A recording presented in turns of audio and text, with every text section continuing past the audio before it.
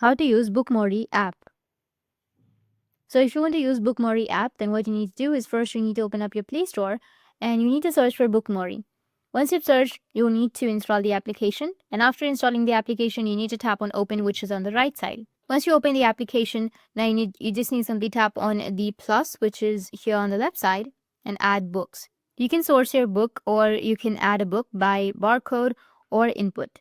So I'll just simply go with search. Now search for your book. After that, once you find your book, you need to tap on it. Once you select your book, you just need to simply scroll down.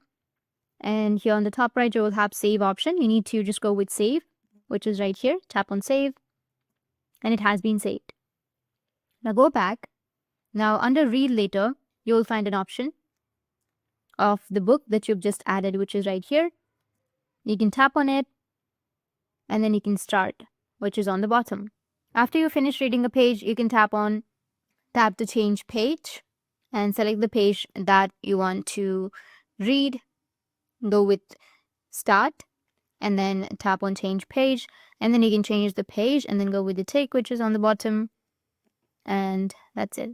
In this way, you'll be able to use Bookmory app to read books, and if you have any questions, feel free to comment below. Thanks for watching.